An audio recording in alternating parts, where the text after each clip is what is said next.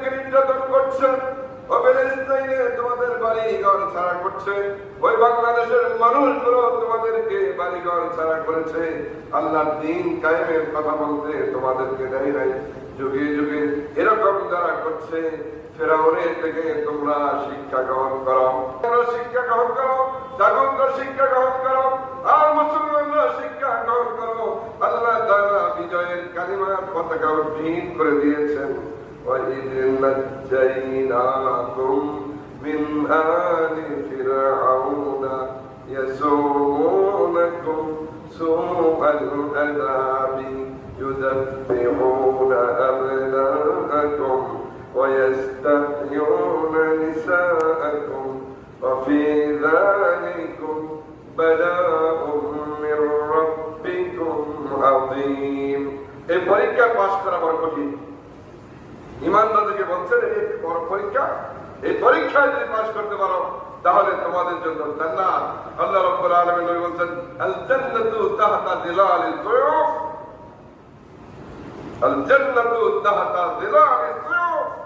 নবীজি বলেন ইসলামের জন্য মুজাহিদরা যে জাহান নিয়ে আল্লাহর দ্বীন কায়েমের জন্য যাবে, কেউ কলম নিয়ে যাবে, কেউ তলোয়ার নিয়ে যাবে, কেউ লাঠি নিয়ে যাবে, এই তলোয়ার, এই লাঠি, এই কলম, এর নিচে রয়েছে তোমাদের জন্য জান্নাত। নবীজি বলছেন দুটি চোখে দুটি ফোঁটা, দুটি ড্রপ, কাতরাতানে ইউনফিয়ালিল্লাহ, এমন দুটি লিকুইড ফোঁটা আছে, এর একটি ফোঁটা জাহান্নামকে নিভিয়ে দেয়। জাহান্নামকে ওই ব্যক্তির জন্য জাহান্নাম আর চলবে না। কোন ব্যক্তি? যে ব্যক্তির একটি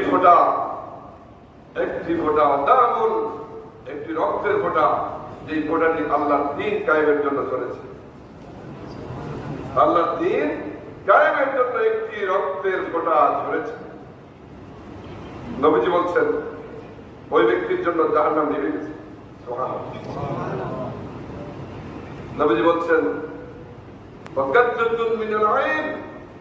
চোখের একটি ফোঁটা যেটা ধরেছে মিন খাশিয়াতিল্লাহ, একান্ত বসে একা একা বসে মাবুদের ভয়ে, ও মাওলা আমি কত কাজ করেছি, যে কাজগুলোর যদি হিসেব নাও আমার কোনো মুক্তি হবে না।